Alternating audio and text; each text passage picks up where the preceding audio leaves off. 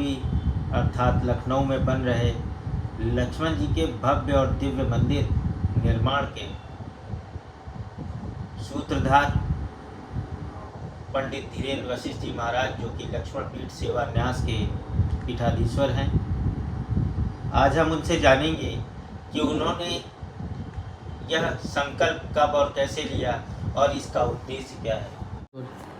महाराज जी, आपने लक्ष्मण पीठ सेवा न्यास का गठन किया और एक संकल्प लिया कि लखनऊ वासियों को लक्ष्मण जी का एक भव्य और दिव्य मंदिर दिया जाए।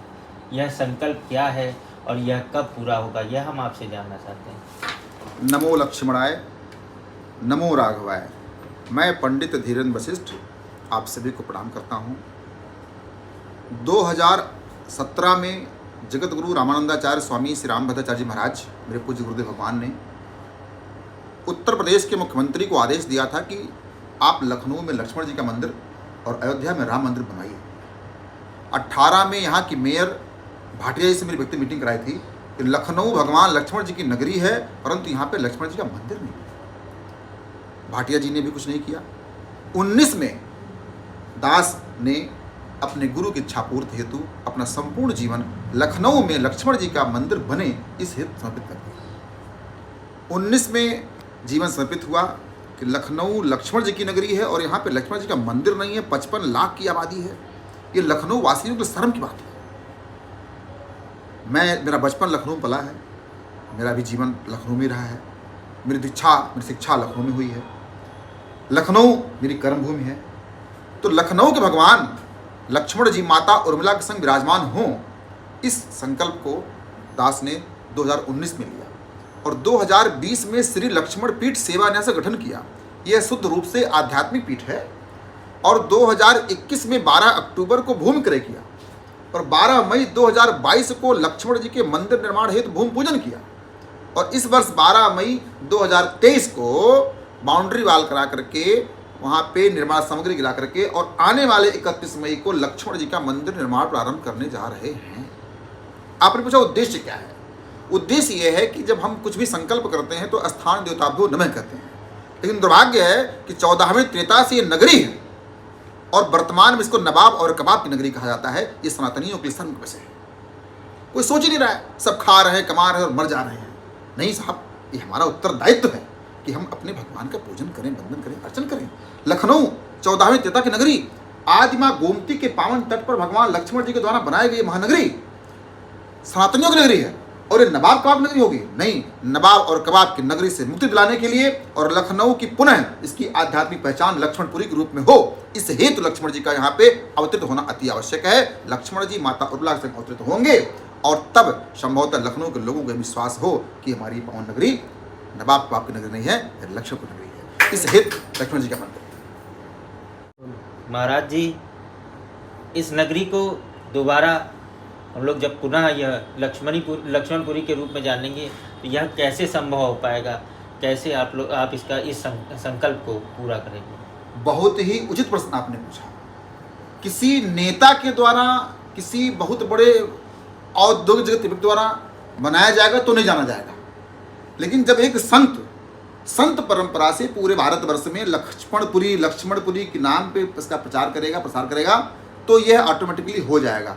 मेरा जो योजना है वो योजना ये है कि भारतवर्ष के 108 स्थानों पे लक्ष्मण जी का, माता उर्मिला जी का मंदिर बनेगा और यह लखनऊ इसकी आध्यात्मिक पीठ होगी, प्रमुख पीठ होगी, यहीं से ही संचालित होगा। हम गंगा सागर में 1 बीघा जमीन खरीदने जा रहे हैं। गंगा सागर, हम नासिक में 1 बीघा जमीन खरीदने जा रहे हैं।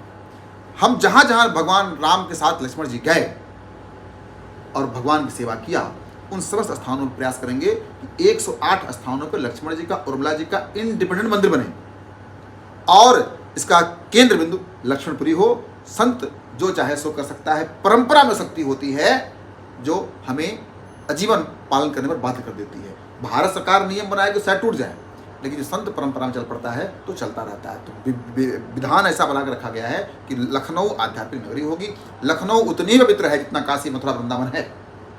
इस बात को मुझे बताना होगा और प्रभु कृपा करें भगवान श्री राम का मंदिर जिस दिन पब्लिक के लिए खुल जाएगा उस दिन ये कहना है साहब लक्ष्मणपुरी नगरी भगवान लक्ष्मण जी की है। जो अयोध्या आएगा जब तक ये मंदिर दर्शन नहीं करेगा तब तो उस यात्रा पूरी नहीं होगी। तो ये सहजता से होगा और संत दास ने अपना संपूर्ण जीवन इस काम के लिए दिया है और ये होगा, दृढ़ विश्वास है।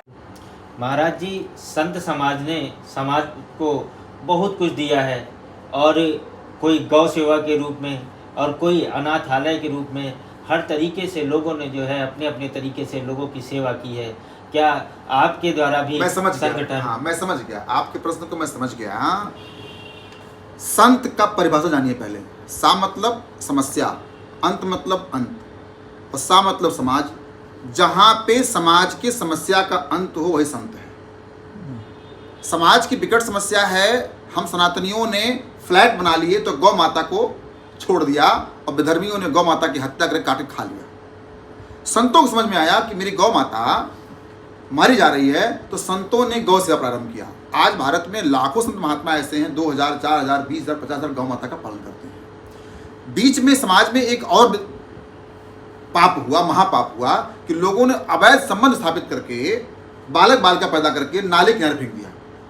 ये घटनाएं बहुत आई।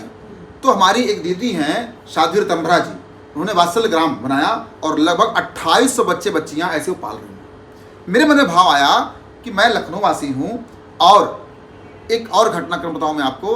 अब समाज अपने माता पिता को त्याग रहा है, और दुर्भाग्य है कि पढ़े लिखे संपन्न लोग त्याग रहे हैं अपने माता पिता को।